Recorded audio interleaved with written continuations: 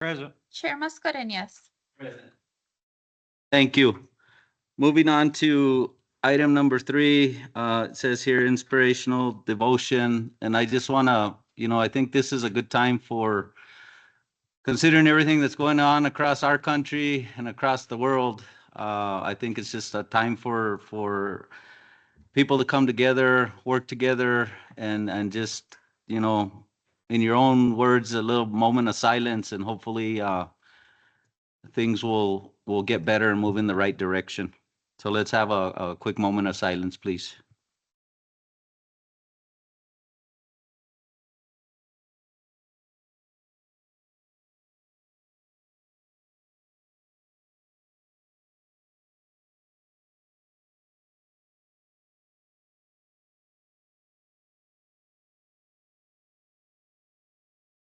Thank you. Moving right along to item 4, Pledge of Allegiance. Gentlemen, please remove your hats. Everyone stand. I pledge allegiance to the flag of the United States of America and to the republic for which it stands, one nation, under God, indivisible, with liberty and justice for all. I salute the flag of the state of New Mexico, as a symbol of perfect friendship among united cultures. Thank you. Item 6, approval of the agenda. Commissioners, what are your wishes? I move Brenda? approval.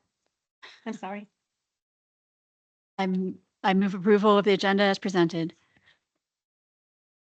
There's been a motion by Commissioner Brush, second by Commissioner Vihil. Madam Clerk, would you please call roll?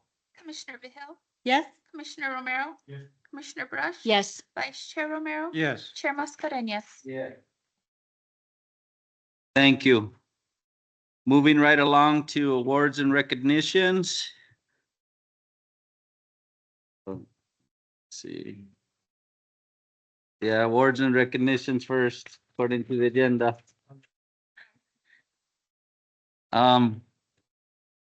Certificate of retirement presented, Mr. Jaramillo.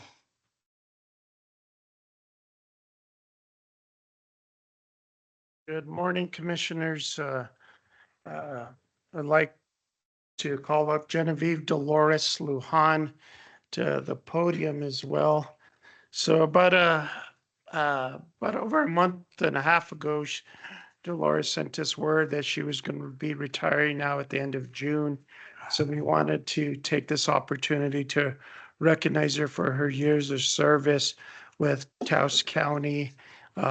Many folks throughout the community members know Dolores for her positive attitude and being very customer service friendly.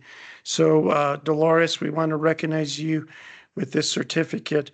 We've extended our deepest gratitude for your 21 years of dedicated service to Taos County. Your unwavering work ethic and professionalism has set a standard of excellence for all employees. With great respect and admiration, we assure you that you will always have a home here.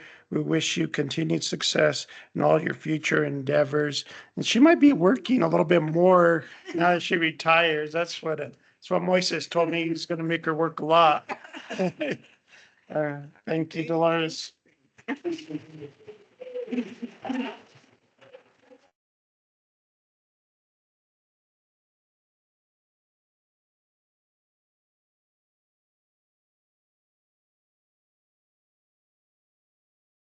Dolores, you have anything to say? No? Okay, then moving right along, Commissioner Vihil.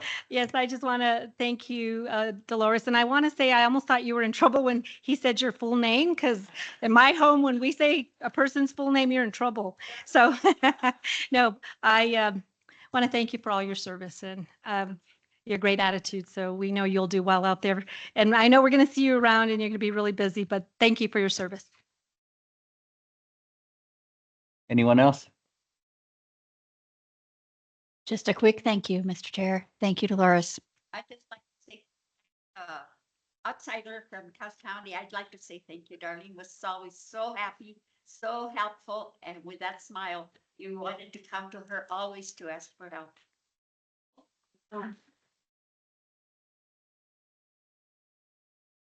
Thanks, Dolores. Good luck with everything you're doing. I know we'll see you out in the community and good luck and appreciate everything you've done for the county over all the years you've been here. Moving right along to item 8, public comment. Members of the public wishing to speak shall limit their comments to 3 minutes and no action may be taken by this body. If you have public comment, please walk up to the mic, identify yourself, and then we'll go from there. So please state your name for the record, ma'am. My name is Penny Herrera Wardlow. Welcome. Thank you. For those who do not know me, I am here today because of our animals. I forwarded a copy of my email that was sent to the Stray Hearts Board, and I included my intention on submitting my turn, and I wanted to speak to you all for a few minutes to personalize my message.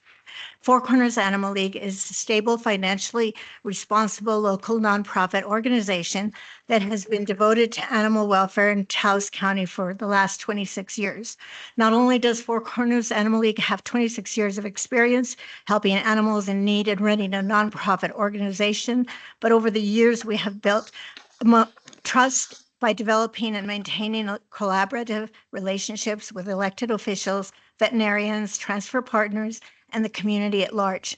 For more than 2 decades, we have implemented educational programs for the community and mentored new rescues. Additionally, we have transferred over 7,000 puppies and dogs to be placed in good homes, and we have recently secured a transfer partner for adoptable cats and kittens. Prior to the opening of Spay Taos, we paid for over 16,000 dogs and cats to be spayed or neutered to help reduce the population of unwanted pets.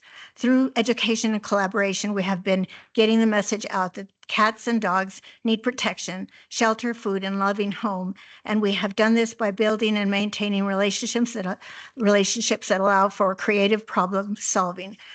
Due to the challenges faced by Stray Hearts a couple of weeks ago, FCAL reached to the board with an offer to have FCAL manage the shelter, but they have not yet provided a meeting date. By building on what FCAL stands for, we are confident that we can offer a fresh alternative to the current shelter situation. Now that we have learned that the shelter will be closing temporarily, time is of the essence. We are preparing proposals to present to our county for a newly constructed, structured entity so that we have a clean break from the past. Our proposal includes a new name, new funding sources, a new board, new management, and new programs. We all know that the stray animal problem is in our community continues to escalate, and something must be done now. Stray animals can be upsetting to see, especially for those who care deeply about animal welfare, but whether you consider yourself to be an animal person, stray animals pose real health and safety risks to our community. They can carry diseases, create traffic hazards, and sometimes act unpredictably out of fear and hunger. For decades, we have helped community members with food and emergency veterinary care when necessary, so they can keep their pets. Additionally, we are paying for emergency veterinary care, boarding, and abandoned and mistreated animals so they can be fostered, adopted, or transferred. Can I finish one more paragraph? Ma'am, the 3 minutes is up. If we let everybody, then we'll continue to. So thank you for your comments. You're welcome to submit any documentation to us for further review. Okay. Thank you. Sure.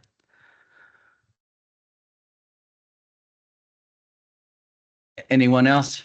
Mr. Fernandez?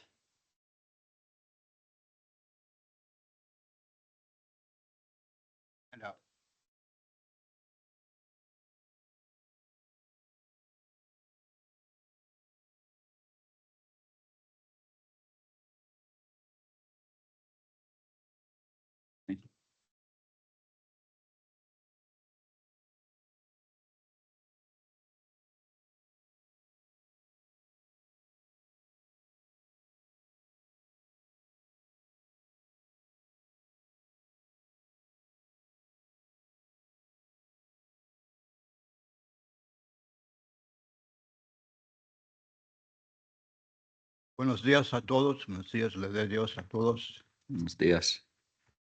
Good morning. I'm David Fernandez.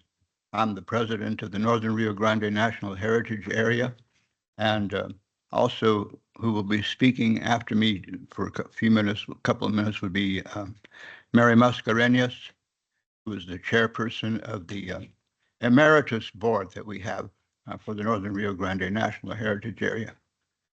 Just want to begin,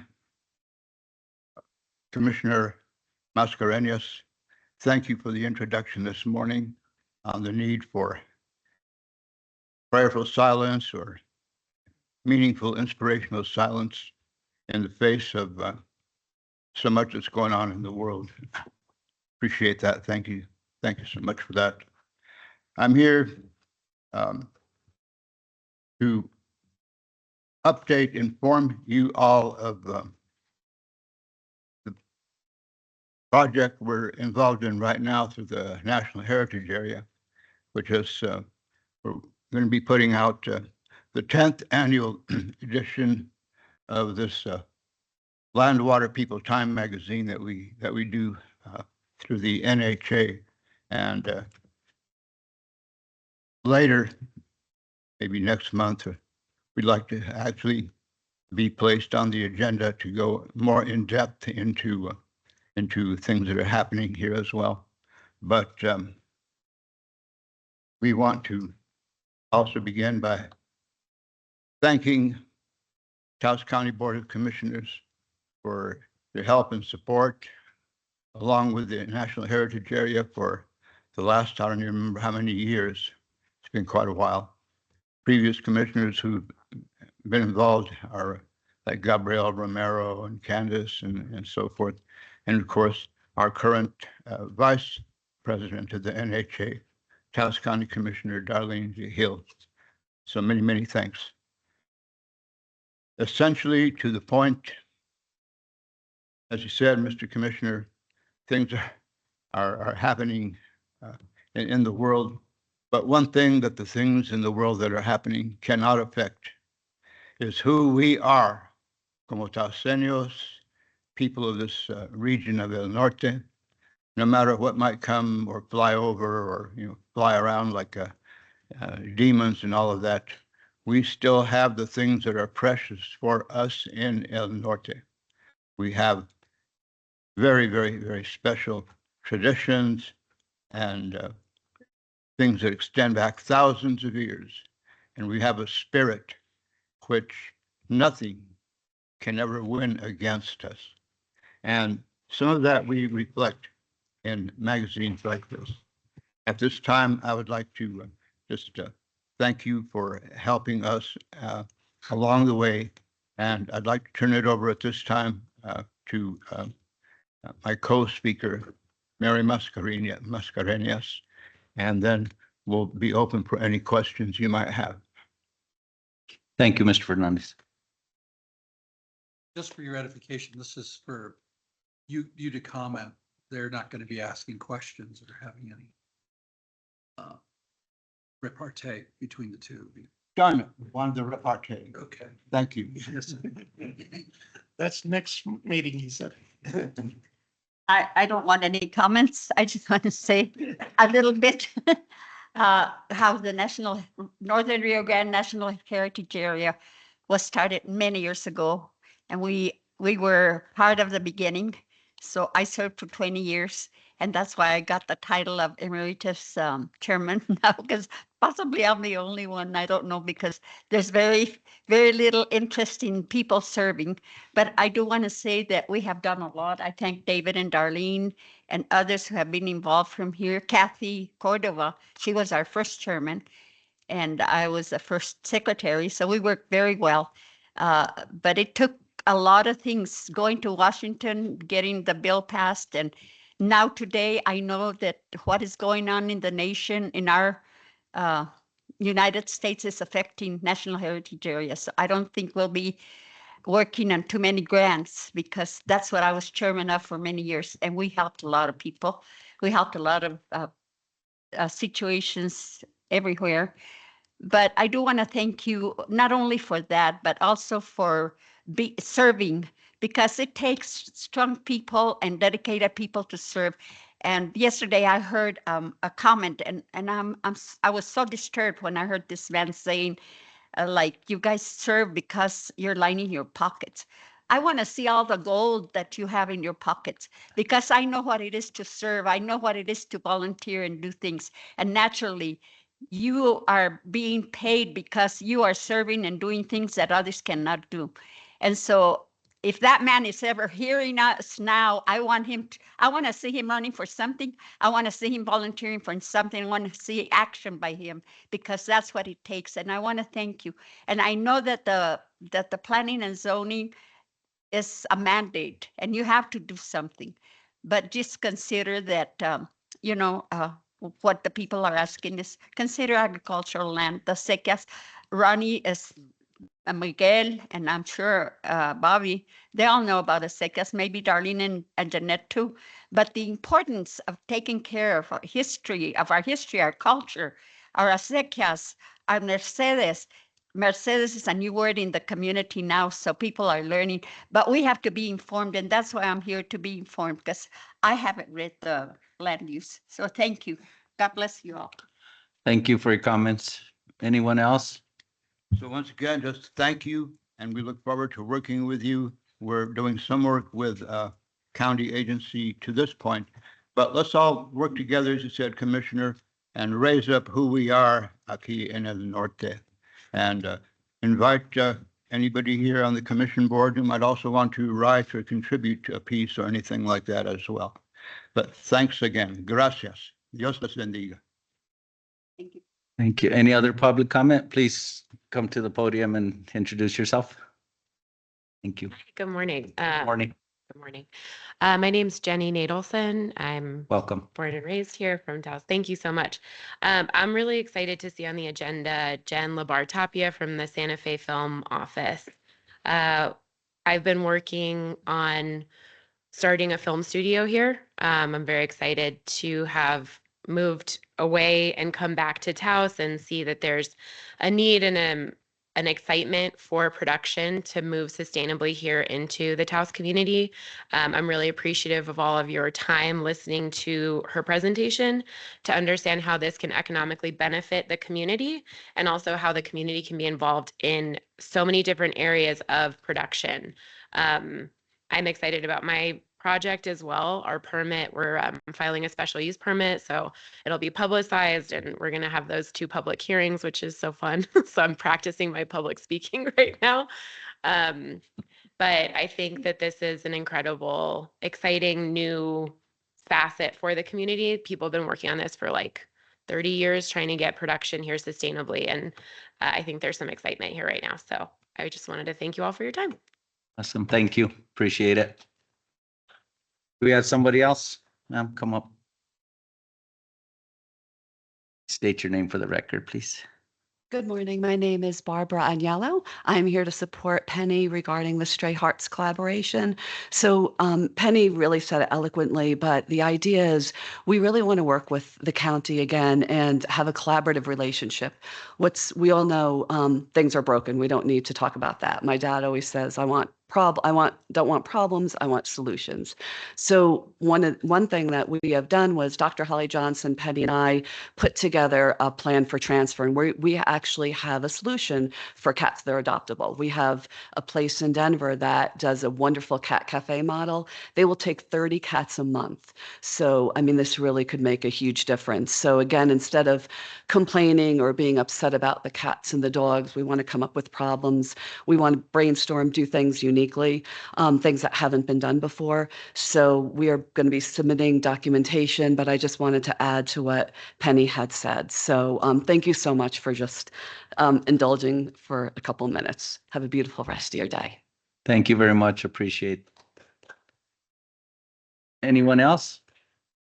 We have about 4 more. Come on up and state your name for the record. Brief, I will not take it. That's My okay. name's Jonathan Slater. Welcome. I'd like to speak briefly in support of the idea of starting a film office again, or redoing it. Back in 98, I worked with Gus Cordova and the mayor at the time, Fred Peralta, and I did the film office back then for approximately 6 years. We brought in a lot of projects, two full films, parts of other films, lots of print, shooting for magazines and things, and it was very, in my view, successful. This is the film business is obviously a windfall business, but unless we go after it, we won't get it. And I think given that the changing times we have here and whatever is causing the climate to change, we needn't discuss the issues, but obviously we need to diversify, in my view, the economic drivers that we have in this in our town. We have an excellent opportunity, thanks to Jennifer's generosity, to work with her office. And I really think we need to do this and get out there. And one of the things we say, I've been in the film business pretty much all my life, many years now. And one of the things we say is we're very environmentally friendly. The only things we leave behind are money and tire tracks. Thank you. Thank you, sir. Yeah. Hi, my name is Shelley Radigan, and I'm here to support Penny and the concept of Four Corners Animal League taking over the shelter. And I just want you to know that we've done a lot of work. There's an actual proposal. Penny's reputation and the work she's done in the years that I've been here is phenomenal, as we all know. I've also seen over 40 years this continual problem of animals and their welfare. I think this is an amazing solution with an amazing team, and I hope you all take it under great consideration. Thank you. Thank you, ma'am. Appreciate it. Sir?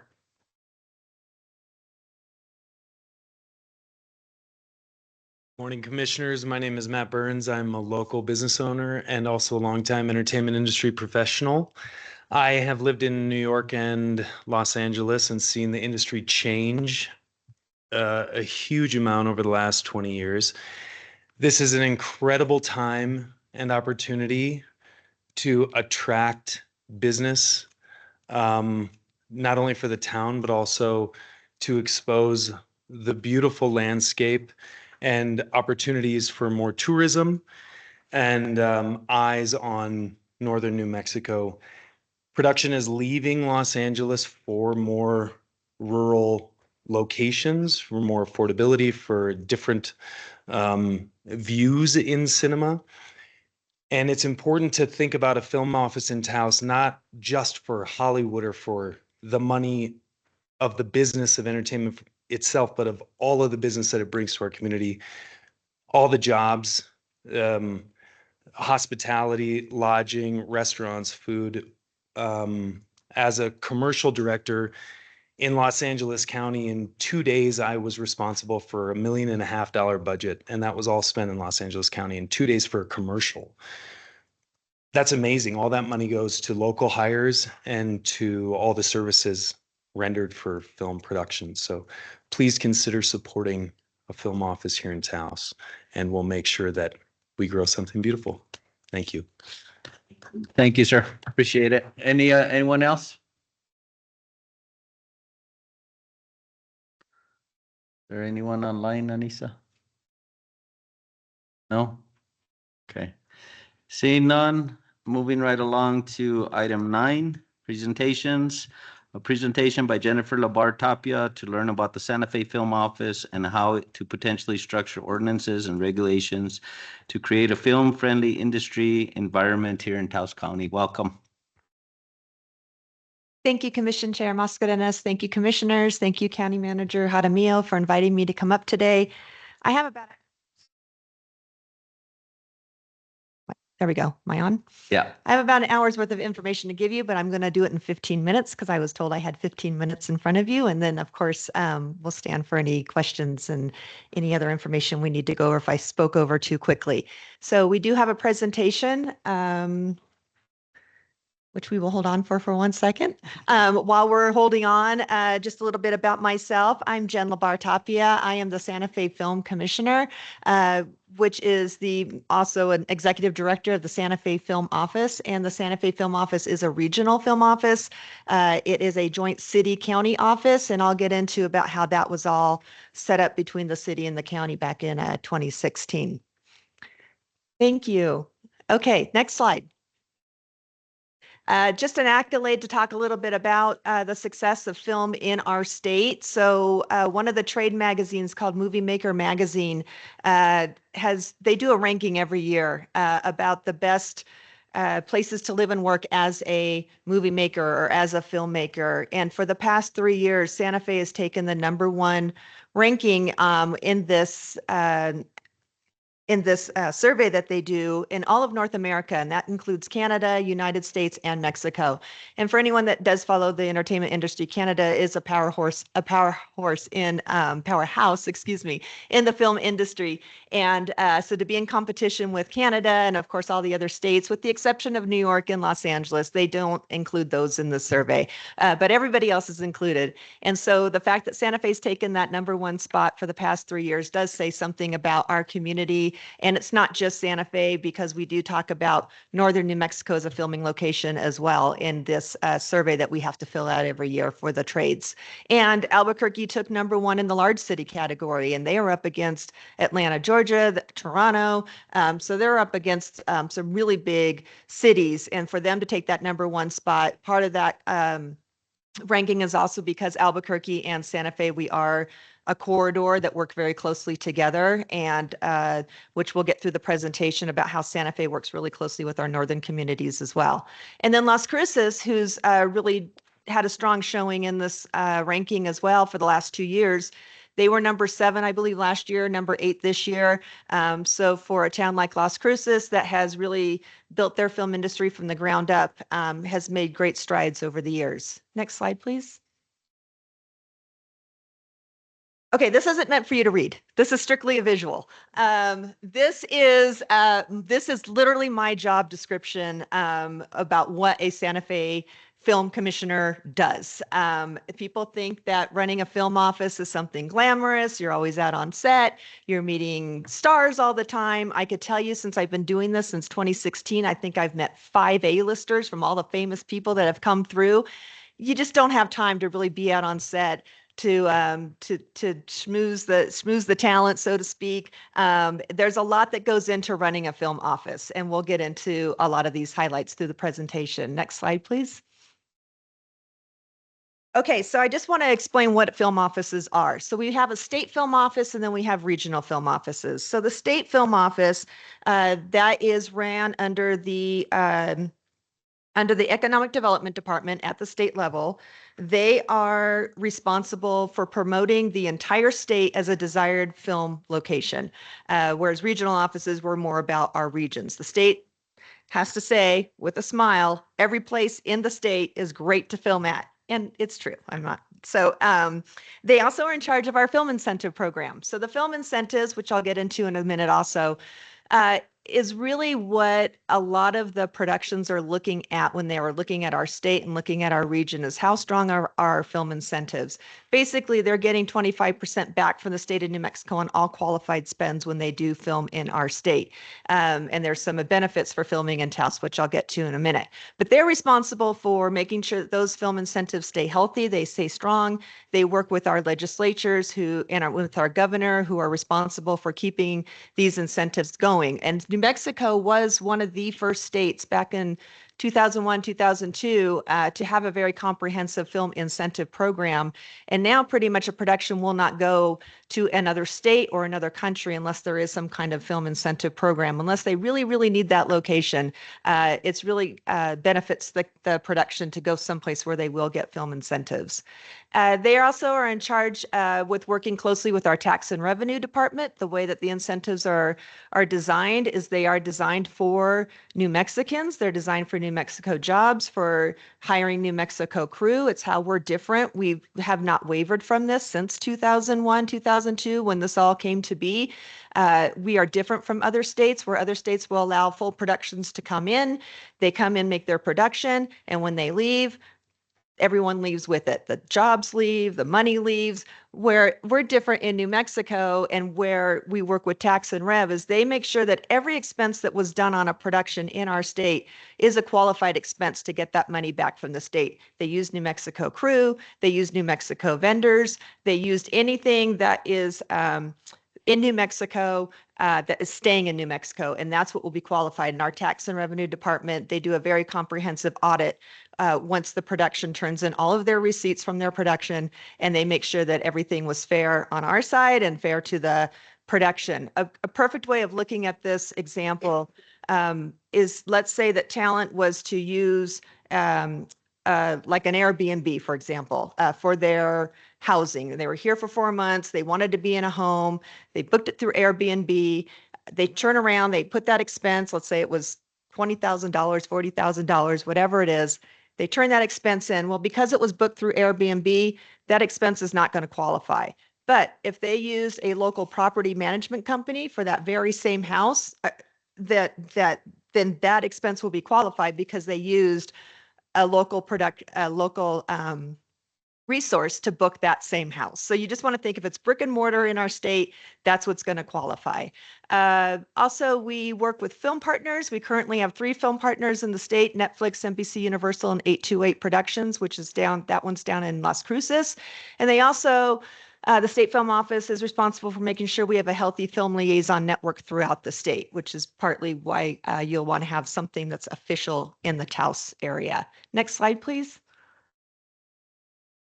So for regional film offices, how we're different is that we are typically smaller municipalities representing our specific region. We know our region, we know our vendors, we know the crew that are here, and so we're more the boots on the ground. So the State Film Office is responsible for the whole overall picture and the incentives. We're responsible for bringing them to our specific region and connecting those productions with our local vendors. And typically in the smaller regions, we've got the big 3 right now. We have Santa Fe, Albuquerque, and Las Cruces that have dedicated film offices that are full-time film offices because we have enough production to sustain having a full-time office. Some offices have 2 individuals, some have up to 4 or 5 individuals, but that is all we do every day. And so the smaller municipalities that maybe don't see all the production that comes in like we do are usually somebody that is part of city or county government that might be running the tourism office. They might be in the economic development office. They might be in marketing. They might be with the Chamber of Commerce, but they are the dedicated film liaison in the state's eyes, as this is the person you need to talk to. And that way you've got one person that is actually representing your region, and when a production calls, they know that they're talking to the dedicated film liaison. And what else? Permitting. Permitting is all through our offices as well. So whether you on public or private property, you do need to pull a film permit through our office, and I'll get more into that in a minute. Production scouts and locations. That's again, as we know our locations, we know our region. So a lot of times we will get a script and we'll read the script and we will figure out where those locations might work best for this project. Bring the production out if they're not familiar with the area, spend a day, spend a week with them, show them all around, because it might be between us and Calgary and Australia. And, and so we bring them out, and we show them how it's really going to work in our area, and hopefully we get the job and they're going to come out. And so that's all part of our office as well. And then there's the day-to-day productions. We resolve issues. We are problem solvers. We are like a tour guide. We also act as a concierge. A lot of times when producers are coming in from out of state, someone's got a toothache, someone's got something going on. Who are they going to call to say, hey, I need, our director has a toothache. True story. Mother's Day, director had a toothache on Sunday, and here I am calling an emergency line for a dentist to go in and do an emergency root canal on Sunday evening. So those are things that happen through our office as well. And then, of course, community outreach and education, which is super important to make sure that we work really closely with our schools. I know you have UNM up here, and Peter's amazing with the film program he runs. So we work really closely to making sure that that we support our education institutions. And in Santa Fe, we are actually down to the middle school and high school level with film programs. And at the high school level, we work really closely with our community college where they have dual credits. So that way they can transfer what they have learned through the high school years over into the community college. We also work really closely with IAIA, TISH, which is the NYU film program out in New York, which is one of the most prestigious film schools in the world, has recently partnered with Santa Fe to work on native labs. And we also work really closely with Sundance on labs as well. Next slide, please.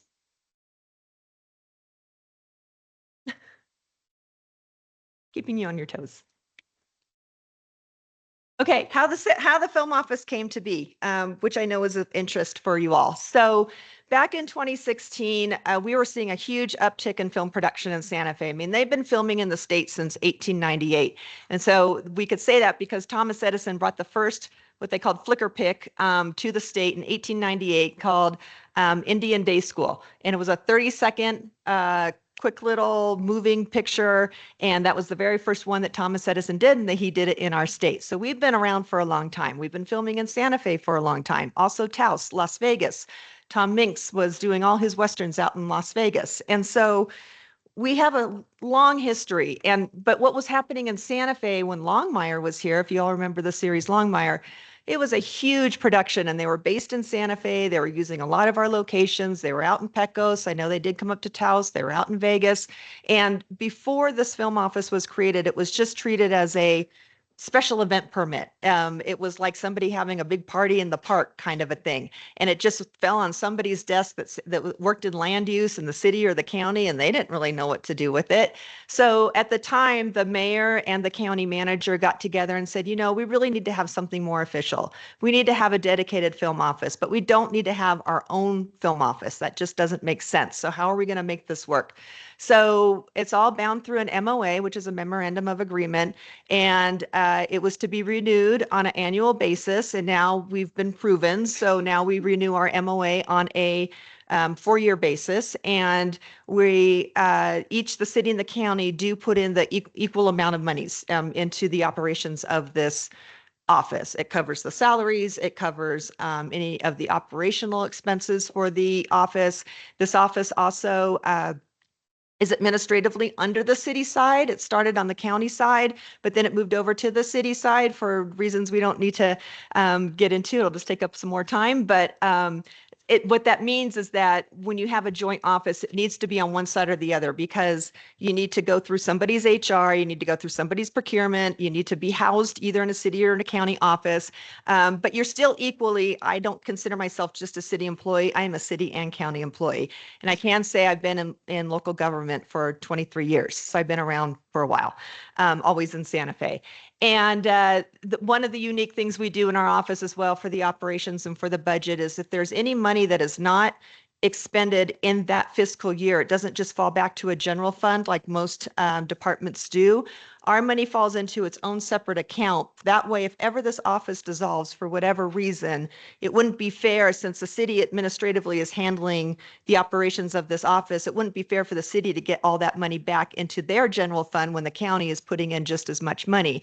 And in that way, if the office does ever go away, the city can write a check for half of what is left into that account back to the county. So it just makes it fair for everybody. Next slide, please.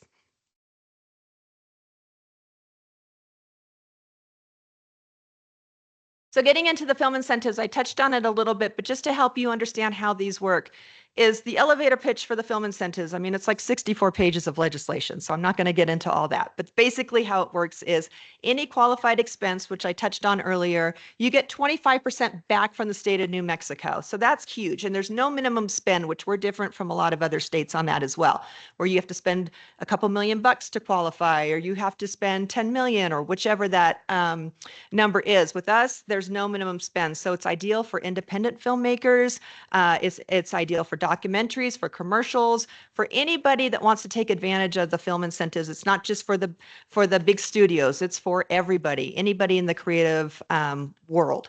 And then there's additional uplifts, which bring you up to 5 or 10% on top of that 25%, which a qualified uplift would mean you're on a qualified production facility, which the state also, they're in charge of qualifying those production facilities, our studios, our Western sets. It's all a criteria that it's like, 7,000 square feet. It has to be X amount of height in the ceilings and X amount of acres for parking. So there are qualified production facilities out there, which are all of our facilities are qualified in the Santa Fe region. So you get now an automatically 5% by filming on those locations. So now you're at 30%. And then there is another uplift of a 10% uplift if you're considered rural, which Taos, depending on what side of the street you're on, it will qualify. And now you're up another 10%. So you can actually get up to 40% by filming in the region. And it's all free monies actually to the state of, it's all free monies to the local municipalities because it's the state that's paying it out, but it's our local municipalities that are benefiting from productions being in our region. Next slide, please.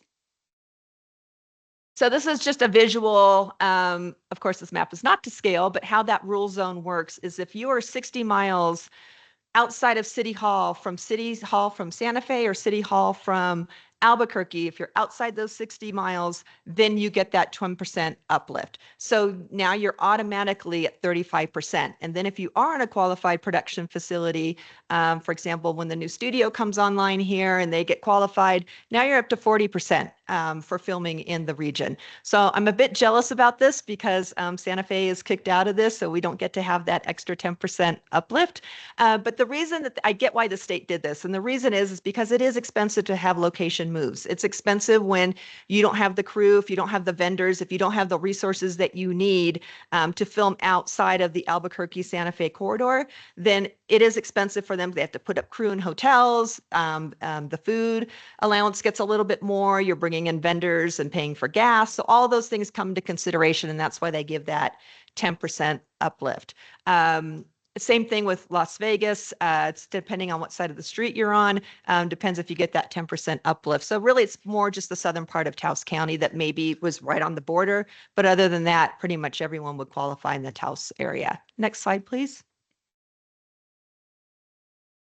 So permitting and ordinances in Santa Fe and in New Mexico. So the way that this all works is the permitting, whether you're in the city or the county, all goes through our office. And the way that we designed our permitting system is that we look it all over. Insurances have to be pulled. Traffic plans have to be pulled if they're going to be disrupting any traffic with doing any kind of short-term street closures. All of that gets looked at. All of it gets uploaded to our permits. And on the back end, how we've done this since we're joint city-county, we click who needs to see it. If it's a city fire marshal, if it's county fire marshal. And so we can dictate who needs to see it. That individual will get something in their inbox saying you've got a permit to review. They see everything we see, and then they can make their notes, and then they can approve it, and then it all comes back to us, and we can give final approval, or we can reject it if something is missing or somebody had some comments and they need more clarification for. So it's something that works really well, that it's either city or county staff that are approving this, even though we are that joint office. Everybody needs to pull a film permit, no matter where you are, even if you're filming in somebody's backyard. We need to know, because are you doing any special effects in that backyard? Are you going to be filming at night? Are there going to be generators in the driveway? So you need to make sure all the neighbors know. We need to know that the neighbors know and the neighbors are okay with it. So we navigate all of that as we're going through the permitting process. And then also permit fees. Right now, It's $100, a one-time application fee for $100 for the larger scale productions. It's a one-time $25 application fee for the smaller productions, and it's $10 a day for shooting. I'm trying to get rid of that fee altogether because I feel like having free permits actually just having a production here far outweighs the benefits and the economic impacts over the $50 that we might get over a 5-day shoot, plus the $25 or $100. So it's pretty minimal, but it's a nice sell to have for production to say that the film permits are free. Other services, though, there are charges. If you need to bring on fire to stand by, you need to bring on PD or sheriff, of course, those expenses are added. If you're going to shut down a street, that expense is added. So there's still opportunities for the city and the county to get some permitting fees out of it, but the actual film permit itself, when we change our ordinance, that's one of the things I'm going to be advocating for. Albuquerque doesn't charge for film permit fees, and a lot of the other municipalities throughout the state don't charge for their film permits. If you film on any state property, the state film office doesn't charge for filming on any state properties as well. Because again, we just look at the full economic picture of a production being here, and that far outweighs the small permit fees that might come around with these. Next slide, please. Okay, so if the unthinkable happens in your jurisdiction, and it has, if all of you that have been following the news the last couple of years, we had the Rust incident, which was the Alec Baldwin incident. This is just something I wanted to bring up because it does happen, and it has happened close to home. And, you know, one of the first things I looked at when I heard that this happened, after I confirmed with sheriff and confirmed with the property owner on this western set that this did in fact happen, was I looked at our film permit right away and looked at what the film permit said. And nowhere on that film permit did it say that live ammunition was going to be on set. That would have never been approved. Live ammunition is to never be on set, but it didn't say that. And so they said they were going to have special effects. They were going to have squibs. What squibs are, they're like little firecrackers in the dirt, and they special effects guys make them go off, so it makes it look like a bullet hit the ground kind of a thing. So there were some special effects, but nothing about live ammunition. So we all know the tragic events of what happened that day. But the reason I bring it up is because the permitting was so strong and everything was done through our office that nowhere through this whole process was the Santa Fe Film Office implemented in anything. We weren't called to court for anything. They did ask for the film permit. Of course, all of our film permits are public record. They were IPRED, and there was nothing that anyone could have done. There was nothing that the film office had done in negligence that would have allowed for this to happen. And the other two examples that are just up there is what happened in Savannah, Georgia back in 2014. That train trestle that you see there, that production company that had some pretty big names in this movie, they kept asking for a film permit through the county, also through the rail yard. They got denied 3 times. They still continued to do that shoot. On the day of that shoot, it was actually their rehearsal, and what comes barreling around the corner was a train. And that crew and cast were on that bridge. And so they had to jump off that bridge. Unfortunately, Sarah did not make it.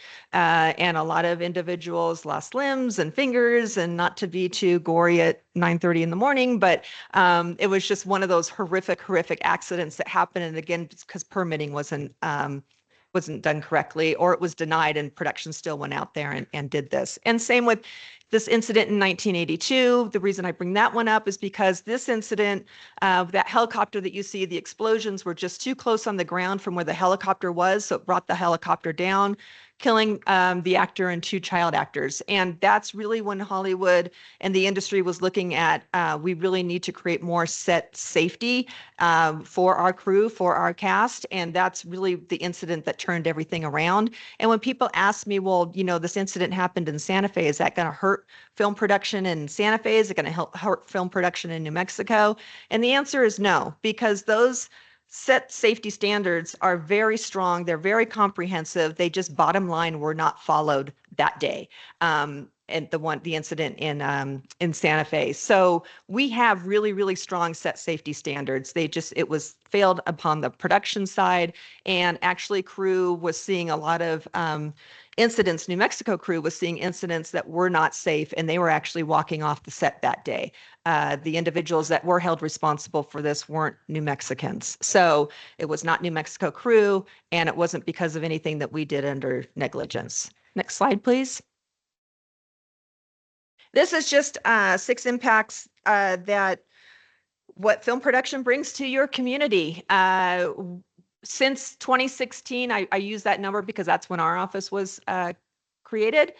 That $3.8 billion in direct spend has come into the New Mexico economy because of film production. $1.3 billion was brought into the Santa Fe region alone. This industry does support thousands of jobs statewide, directly and indirectly. We are a major driver of hospitality industries with also commercial properties and restaurants and catering suppliers and hardware stores. All those individuals do benefit from production being in your area. It does support hundreds of local businesses throughout the general economy. I was talking about office supplies and construction materials, and also yoga instructors and dog sitters. I say not kidding because that is, I just got a request last week for somebody who could walk Talent's dog 2 times a day because they were going to be out on set and they brought their dog with them, and that dog needs to get taken care of. But I always hear people say, oh, my friend, she's a private yoga instructor and she goes to the Star Trailer at 6 in the morning, and something I can't relate to, but everyone that loves our yoga, and yoga instructors can go out there and be private yoga instructors. And then also, of course, the media exposure that it does bring to your area with film tourism and the brand recognition throughout the world that is just, there's no price tag on what that brings. Next slide, please. Almost done. Just to show you some of the resources we have in the Santa Fe region, we do have 9 sound stages total in Santa Fe. We have Camel Rock Studios, which is the first indigenous-owned studios in the world, and that's in Tesuque Pueblo. That's their old casino that they've turned into actual stages and a full backlot. That's where they are currently filming Dark Winds, which is in season 4 right now. We have Santa Fe Studios, and then we also have Aspect Media Village, which just came online within the last couple of years. Garson Studios on the top right has been around since the 90s. Those were our first stages, but the green roof building there used to be tennis centers, indoor tennis center, which has been converted into 2 22,000 square foot sound stages. And it's right next to Garson Studios. So that individual bought that whole area and is turning it into Aspect Media Village. He just purchased all that this past December. And Santa Fe Studios came online in 2012, and Camel Rock Studios came online in about 2018, 2019. Next slide, please. And then we have 7 Western sets that are throughout the Santa Fe region as well. And these are all qualified production facilities that I was talking about at the top of the presentation. So for any productions that are filming at these qualified production facilities, again, they're getting that 5% uplift from the 25%. So we've got 7 Western sets in the Santa Fe region. Next slide, please. And then we talk about film tourism. That's something you can decide as a community if you want to promote or not. I'm a little jealous of some of our surrounding communities because they can really promote film tourism. A lot of the filming that goes on in the Santa Fe region, yes, they do use our principal locations, but a lot of it is on stage or it's on the Western sets, and those aren't open. It's private property. So when somebody wants to see the Oppenheimer set, sorry, it's not something that we can show because it was on stage, or it was something that just isn't available to the public, where you have the bridge that you can highlight and all the other iconic areas that have been filmed over the years, and you can really promote your area with some really fun filming destinations. Next slide, please. That's it. That's a wrap. So hopefully I did it quickly. Is there any questions or any comments? Thank you, Mr. Chair, and thank you, Commissioner Behill, for letting me go. Thank you for the presentation this morning. It is exciting. I have 2 questions, and they both might be a little bit on the meteor side. And the first one is, you mentioned this, you talked about it kind of with the Santa Fe examples and at a general higher level, but I'm just wondering what the specific plans might be for supporting our local businesses and cultivating local talent, and how that gets balanced with bringing in outside production folks. Like, what are the specific ways? You mentioned UNM Taos, but what are the specific ways that here in Taos we could use to make sure that we're growing our own? Yeah, great question. Chair Mascarenhas, Commissioner Bush. So it's something that one of the things we've been looking at in Santa Fe is how we can create a Northern New Mexico Film Commission. We all work really closely together, and it's just a matter of bringing everything up together in Taos, which you do have a handful of crew and talent that do live here and creatives. There's above the line and below the line. Above the line are your directors, producers, screenwriters, and then you have your below the line, which are mainly your crew. And you have a handful of those in the Taos region. And so how we can collaborate and make those all work together, people ask, well, why would you want to support Taos and aren't they your competition? One of the things that we look at, especially with the other film offices, is yes, we kind of have a friendly competition because of course we want it in our region, but we just want to see it come to the state. And if it's going to be something where they need those iconic mountains that we can't provide, yes, we have mountains, but you really have the great, you can even double as maybe Switzerland or, it's something like that.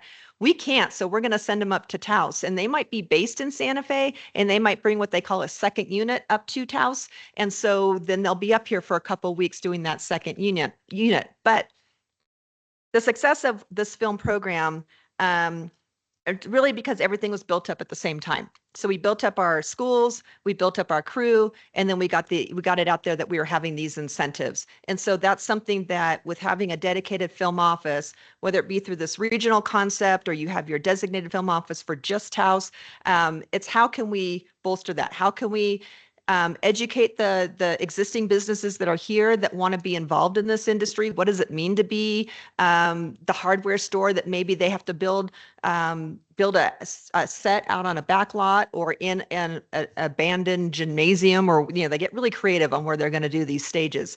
And so it's just a matter of educating those local vendors. It's giving all the community a chance to get into this industry, showing them a pathway of how they can get into this industry, whether it be through the UNM program, whether it be through trainings that we bring up to this region.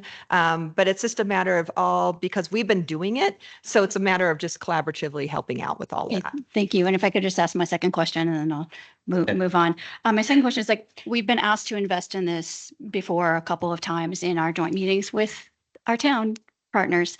And we've heard the benefit of the industry, the money in the industry is pretty clear. I guess I'm still wondering how, if we do choose to invest, how does that work? We have the general benefits that you talked about, but is it plug and play, or do we have to have someone here who's putting together the permits and the ordinances?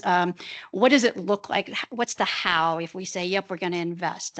Then what is it just plug and play, or is there a lot of work to do? Because I think that's been our stumbling block with the ask to invest. It's well, what does that look like for our staff, for our and I know there would be an MOA in place, but I think we need a little bit more understanding before we're signing the check, if that makes sense. Yeah. So Chair Mascarenhas, Commissioner Bush, so that's one of the things that you would want to talk about amongst yourselves from the commission. And if you want to do a joint with the town, what do you want that to look like? Do you want to have that dedicated film office that is just up here? Do you want to work with the Santa Fe Film Office and we assist with the marketing, with the website, with the permitting?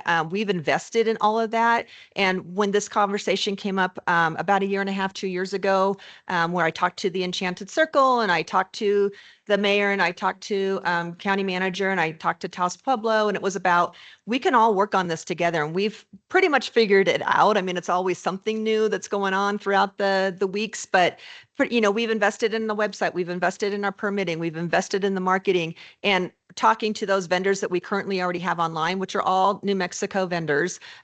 We could easily add Taos to that platform by joining into that MOA, which is our MOA of Taos, and we talked to Rio Arriba County about it too. And maybe it's just something that's right up the 285 corridor, and we all have this joint film office. But then again, you would want to have somebody boots on the ground in Taos that lives in Taos and really knows the community. I know Taos, but I don't know it as well as somebody who lives here and was raised here or has made a life here. I mean, I enjoy Taos with, coming up to Michael's and going skiing and, that side of Taos I have, and I've been to the hospital, unfortunately, but, so I know, the region, but you'd really want to have somebody maybe on contract. That could be a small contract. That could be somebody maybe part-time that reports to the Santa Fe Film Office, but also not just the Santa Fe Film Office, but is to this Northern Regional Film Office. So we would rebrand ourselves and all of this too. So there's different ways of looking at it, and it's just whatever you're comfortable with and what you want to put in financially. Commissioner Veal. Yes. So thank you for the presentation. And I think Commissioner Brush hit on one of my questions, but there's a couple of things that we've been working on here in Taos: destination stewardship. We also have a cultural treasures project. And so, it's those two projects we talk a lot about the placekeeping of the cultural treasures and what does that mean to Taos. And so I'm as you're talking, I'm trying to figure out like, how is this going to work with these two organizations, these projects that we've been working really hard in making sure that we capture what's important to us here in Taos. So it's just something it's more of a statement and something that we need to all consider. And as I look over and I see Councilwoman Oswald, and she's very much versed in the destination stewardship and cultural treasures. I think it's something commissioners and folks that we need to, if we go forward, we need to make sure that it's complementing those two projects. And another thing that, I'm sorry, you can go ahead if you wanted to add to that. I was just going to comment on that, Chair Mascarenas, Commissioner Vigil. So to that point, Santa Fe has 5 pueblos in Santa Fe County alone. So we do not give jurisdiction of filming on those pueblos. They still have to file a film permit because typically we are the first responders should anything happen on set out on those pueblos. So usually it's sheriffs or it's county fire if they don't have their own first responders on those pueblos. And so we always want to know where they're at. But you and their film office has the right to say no to any film production that comes in. They might love this one specific area. And if it's something that's cultural preserved or you're really, it doesn't feel right and I don't feel comfortable, we could say no, and we have said no. So it's one of those things that's why you just want somebody very competent in this role and somebody that can say no with smile, so to speak, but then help them find another location, maybe something similar. The other rule with production too is the general rule is you leave that site in the same or better condition of what you found it. So if you're going out to even like a rural area and maybe the grass gets torn up from crew parking and from all the traffic that maybe is going in and out of this area, well, that landowner can say, you need to reseed, this whole area where we had parking, and that would be part of the contract with the production company that you need to do this. We have Los Golondrinas out in our area as well, which is a living museum. And that's something that it's one of our most desired film locations. And they do allow filming out there, but there are certain structures that are off limits. And there's one dedicated person from Los Golondrinas that is always watching production, making sure that they're adhering to the rules. So that's all things that we can help navigate with. Okay, and just kind of backing up a little bit with what Commissioner Brush stated and how that balance will take place with as we all heard Jennifer Nadelson speak about what she's trying to do, and I'm trying to figure out like, how is this going to work with local folks that are trying to grow something here? Have you all communicated? I mean, is it something that you'll be working together? Because we certainly, have to applaud folks that are born, raised here, leave, come back, and want to, do something great for the community. We certainly don't want to hinder them. So just wondering how that's going to look.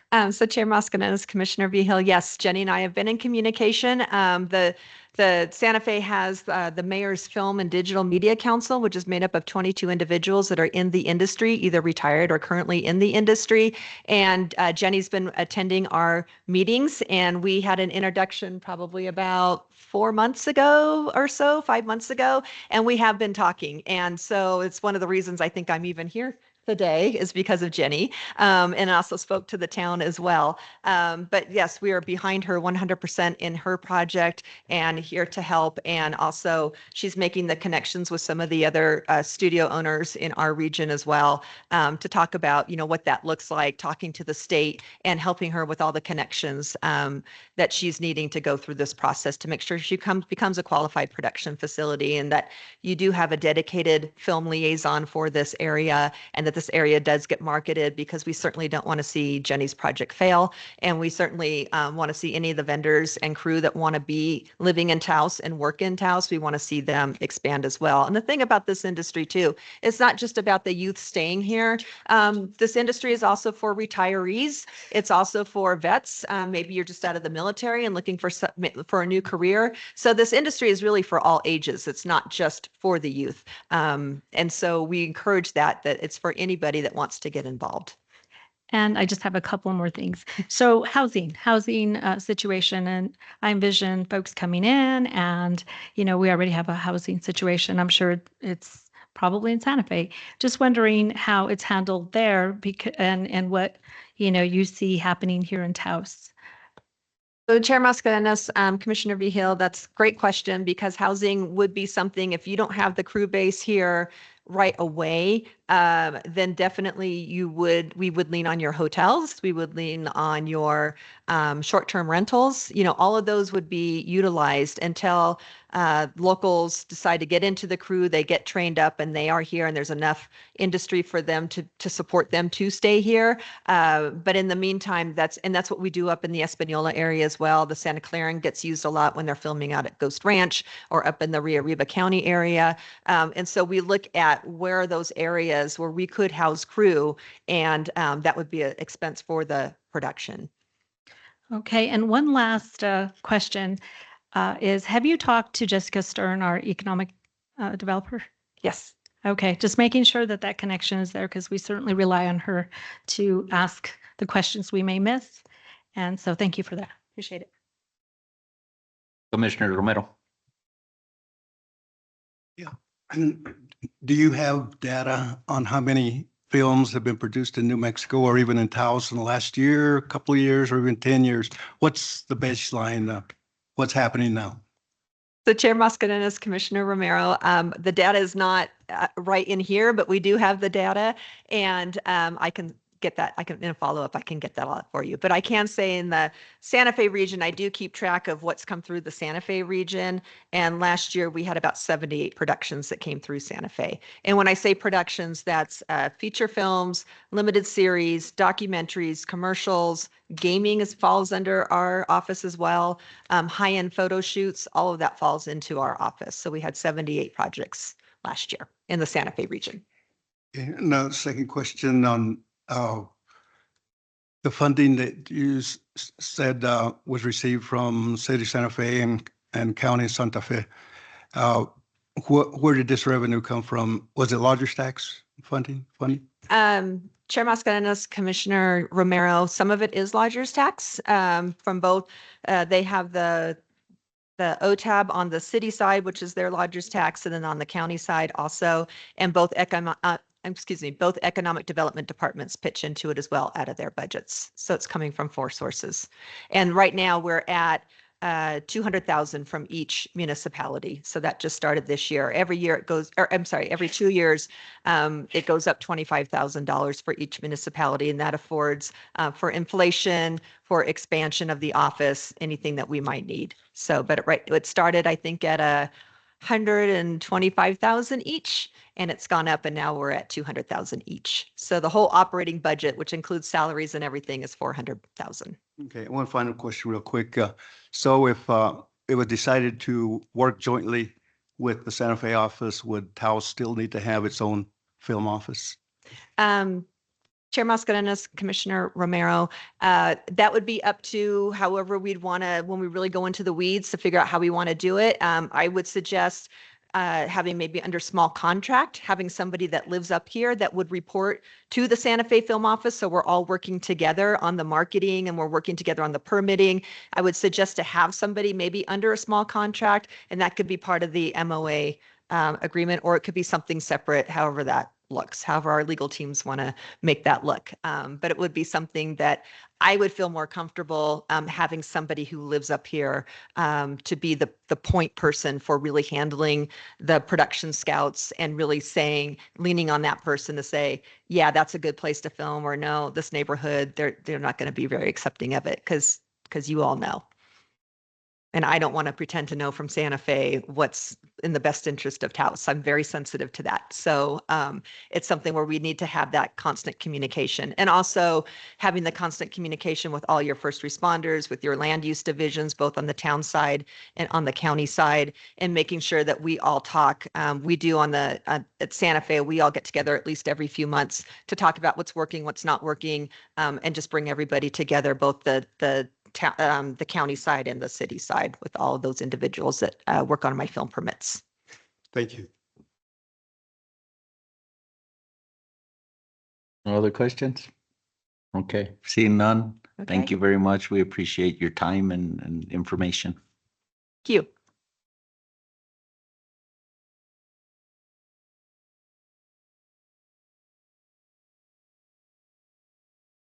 All right, moving right along, contracts, item 10, contracts, agreements, MOUs, and bids. Discussion, consideration, decision regarding the approval of contract TCC 2025-18.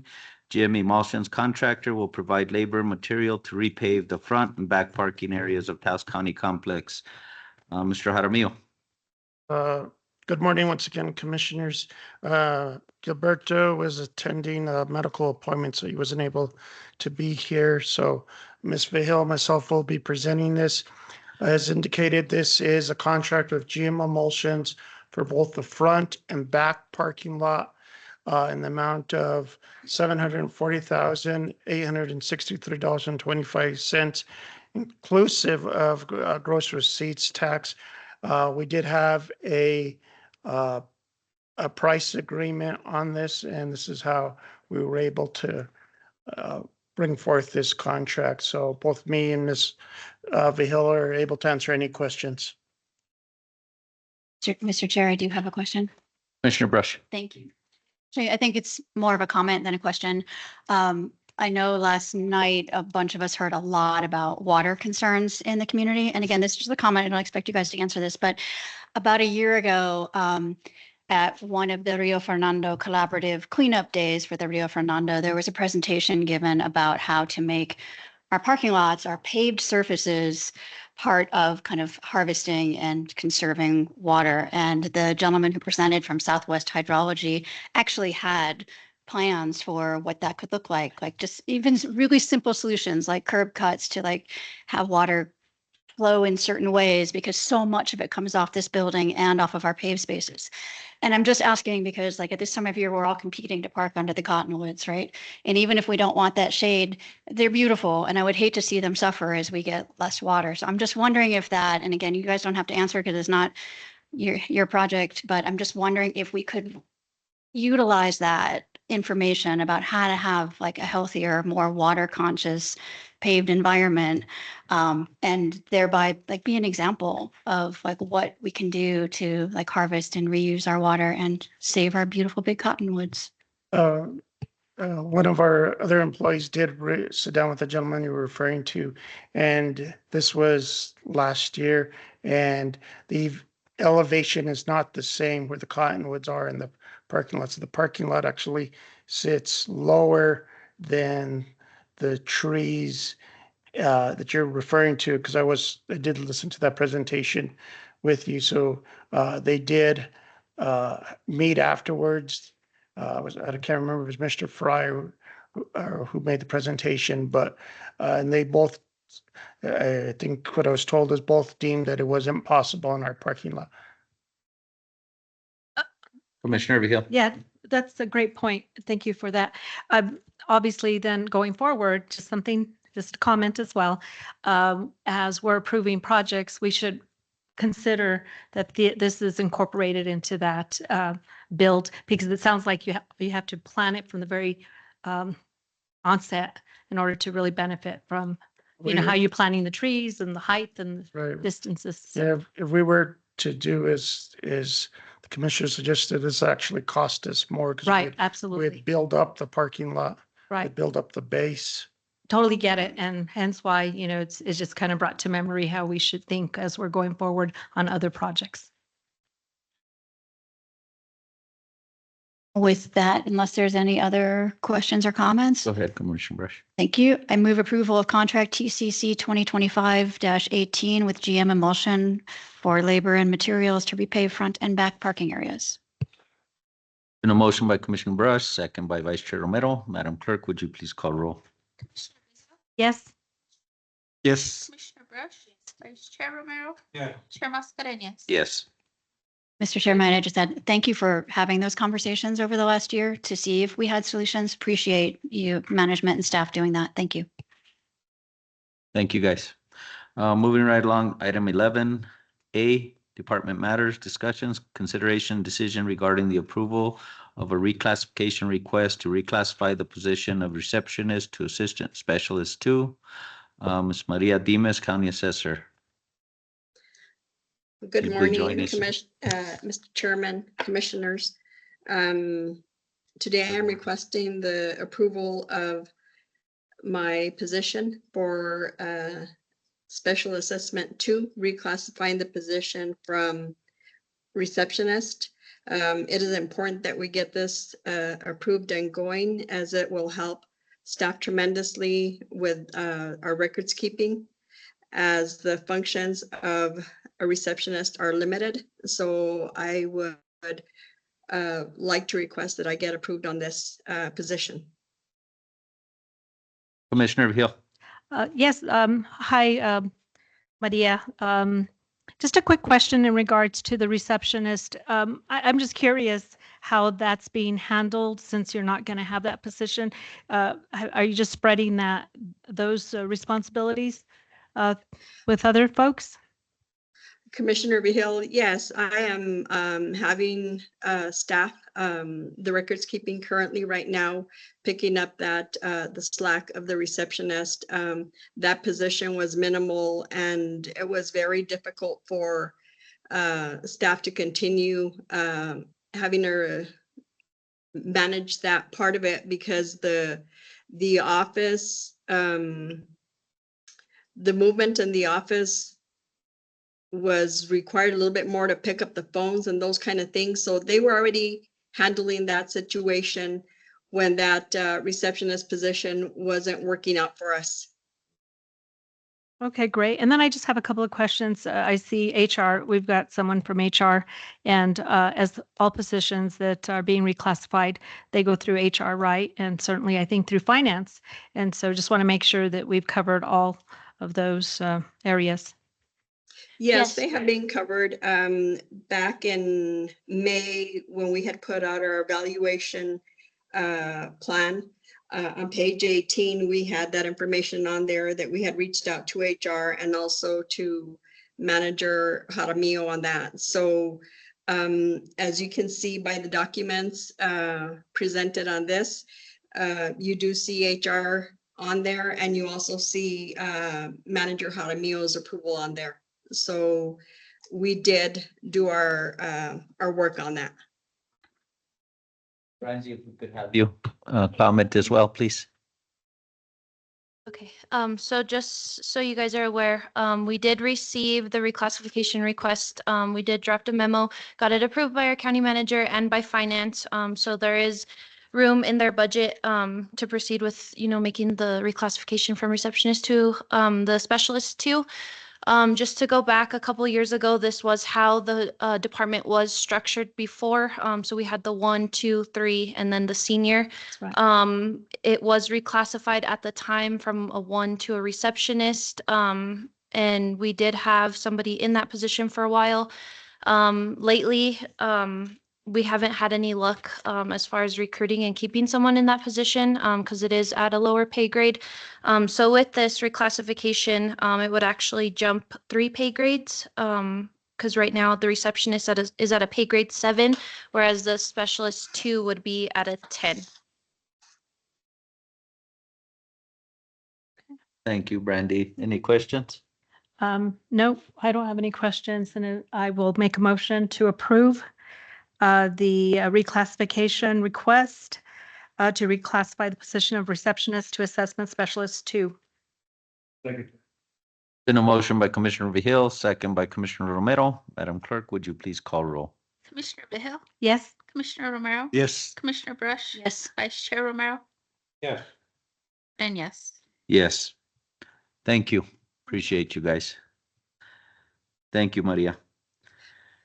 I Um, want to say thank you for approving it, as this helps our office tremendously and it'll let Taos County move forward. Thank you, and thank you for your time. Thanks.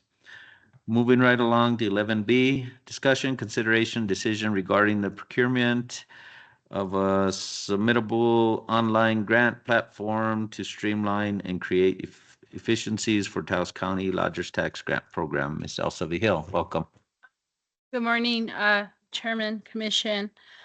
Before you, of course, we're limited. Before you is a quotation that was given to us for this program. Unfortunately, Ms. Stern had to step out to another meeting. This program is called Submittable. It's an online grant platform that does it from beginning to end. Right now, she's spending quite a bit of time just managing the lodgers tax grants. Just for example, for her to do reimbursements, to get that done, it takes 2 weeks of her time, literally 2 weeks for her to get through them, to get them to finance to get paid out.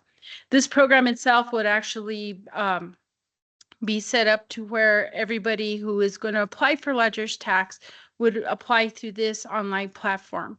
But the biggest key to this platform itself is the post grant portion of it, where instead of her getting 100 emails and missing an email per se, let's say someone puts in a reimbursement, she misses the email and then we don't pay them out.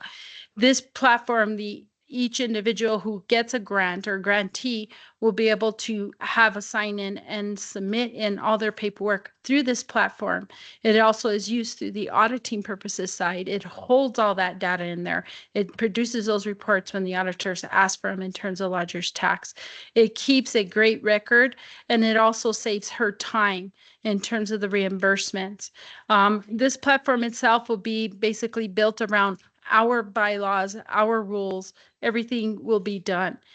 Something like this, because we've talked with the vendor, it would take probably about 2 weeks, including with training, to get this up and running.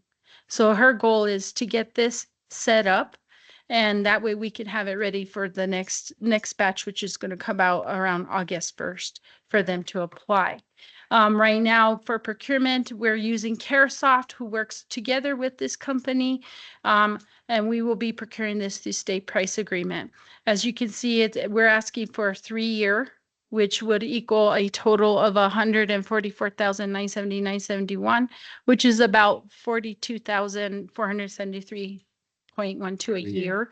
There's a one-time fee of the $5,376.34, which is the implementation, which also includes any other maintenance throughout the year that we need, or any one-on-one experts to help us if we get stuck. The state of New Mexico does use this platform. I've seen them use it. We actually got a great price on this and a great discount. A program like this alone would cost us over $150,000 a year, just the way it's set up. But because we're local government, and after me and Jessica talked with him, we were able to negotiate it down and work with their directors to bring the price down to what it is right now. So we're asking permission to enter into this 3-year government package platform for the lodgers tax at the total amount of $144,979.71 for all 3 years. Of course, it'd only be paid annually. So every year we would issue a PO annually for the full amount that is necessary to pay it out. Commissioner Vehil. Thank you. First of all, it's good to see you, Elsa. If we go into a 3-year contract and we're paying annually, that means we're not going to see an increase or a request for an increase. No, this will lock in those prices at this time. Okay. What's the name of the company? The name of the company is Submittable. So It's Submittable called will be Submittable. working with Okay. Caresoft to get us this platform here through the state of New Mexico. And Yes. where are we going to be paying for this? This will be coming out of the lodgers tax. Out of the portion lodgers as tax. well. Non-promotional site. Yes, Which is allowable. yes, it is allowable. Okay. it's going to be a great tool. I think it's going to be very transparent, and it will be very helpful and open up, I think, a lot more avenues for people to apply.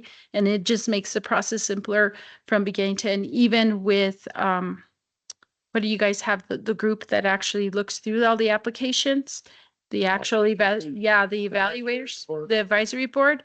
This is also going to simplify that whole entire process as well. And I know we're talking about this particular program, but Mhm. you know, what you just described sounds wonderful. I'd like to see this like even in the permitting process. And I mean, if we can do it in something like this, we should be able to Yes, manage. And they do use it a lot on the tourism side through the state of New Mexico.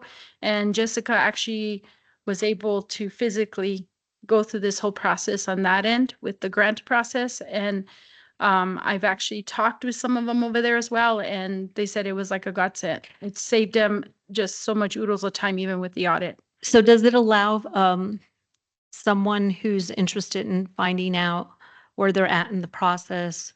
They're able to kind of log in, take a look, and Yeah, they know they'll exactly. be able to log in and on their own and see where it's at. Right. And then they can actually contact Jessica directly if they feel they're not, it's not moving along. This eliminates hundreds of emails that she gets that she may or may not miss with the communication of these. This is a big communication tool that goes out there. So it just opens up avenues. It's kind of like what I use for OpenGov with bids and RFPs electronically. It has opened numerous doors, saved me numerous time.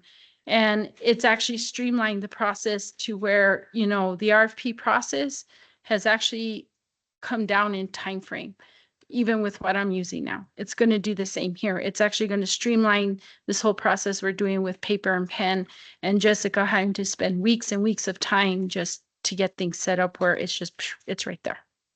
It's done. The application will be electronic. Everything will be set up perfectly the way she wants it. Bylaws will be on there.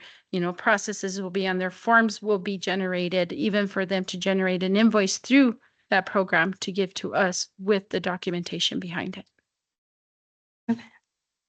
Commissioner Brush. Simply like to, unless anyone has anything else, I'd like to move approval of procurement of the submittable online grant platform for our Lodgers Talks grant program. I'll second that. Madam Clerk, motion by Commissioner Brush, second by Chair Mascareñas. Would you please call roll? Yes. Yes. Yes. Yes. Yes. Thank you. Moving along to item 12, County Managers Reports and Matters. Thank you, Chair Mascareñas. I really don't have much this morning. Just a reminder, we are going to be closed on Thursday, June 19th. It's in recognition of Juneteenth. It's our third year as a national holiday. So we'll be closed on that day. We're also working on Anissa and Renell and the HR team are working on the employee picnic. There hasn't been a date decided on that. We're throwing around some dates. The other thing is in about a month, we're going to have a parade. So we're also trying to organize a float for the parade for the commissioners and county elected officials to participate on that. So it's one of the other things that they're working on as well. And we'll have a more thorough update on the road projects and our July meeting. Visited Mr. Silva this morning. There's been nothing different in the last 2 weeks to report anything different, and there's nothing different on the construction of the projects as well. So I stand for any questions. Mr. Chairman, Commissioner Romero. any update on the system? Are we up and running? Some of the departments are functional. I know they might not be fully functional, but as an example, there's one computer in the clerk's office. There's the assessor's office. There's the counter. They're assisting customers at the counter, and they're also assisting customers at the counter at the treasurer's office as well. Commissioner Vehil.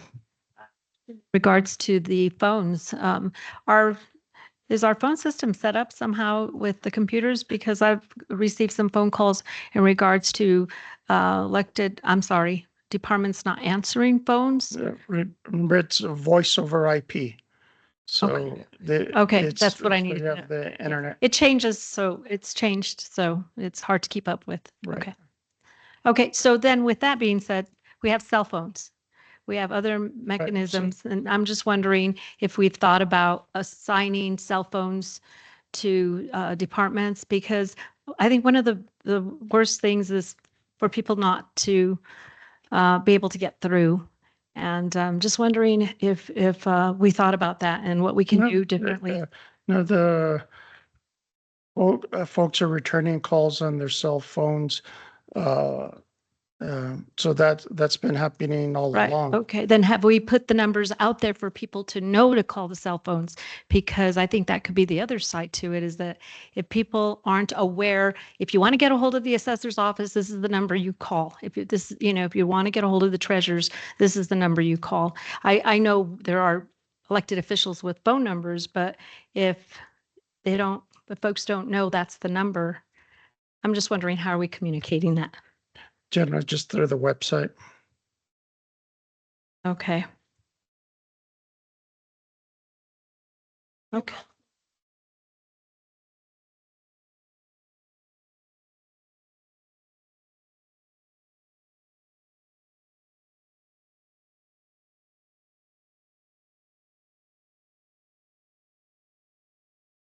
Okay. Good point. But wondering, did we get that out on our Facebook page so people are aware?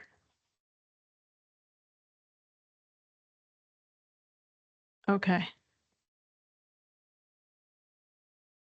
Okay, so even at the assessors and treasurers. Okay. Okay, I'm saying this because I have received so many phone calls in regards to people wondering what's going on. How do we get a hold of folks? We're not getting return phone calls, or no one's answering, basically. So just wondering, just sharing what my constituents are asking. Any other questions? Seeing none, thank you, Mr. Jaramillo. Moving right along to item 13, Commissioners' Reports and Matters, New Business. Item A, new business be considered at future commission meetings. Anything? Seeing none, moving to item B, Commissioners' Announcements. Any? Okay, seeing none. Moving right along to item 14. Discussion and consideration regarding pending threat and litigation. These matters may be discussed in executive session under the Open Meetings Act, which allows for discussion of pending and threatened litigation. Do we have a motion? Motion by Vice Chair Romero, second by Commissioner Vehil. Madam Clerk, would you please call roll? Commissioner Vehil, Yes. Commissioner Romero, Yes. Commissioner Brush, Vice Chair, Yes. Chair Mascareñas. Yes. Thank you. We'll be going into executive session and we'll see you when we get out.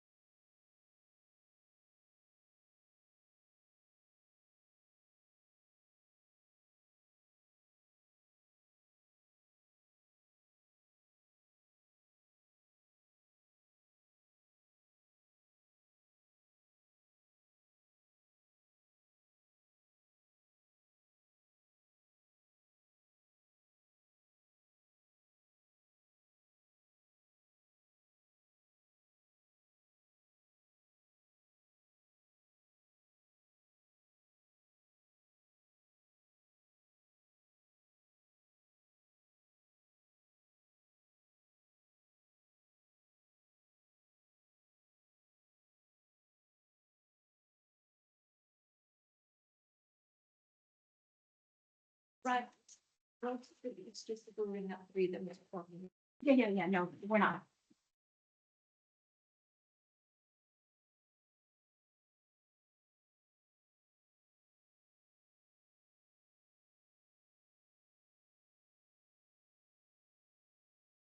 Okay, we're back from executive session. I'm going to turn it over to our attorney. Would you please give a report? A motion to come back. Oh, motion. Do we have a motion to come back in? Sorry.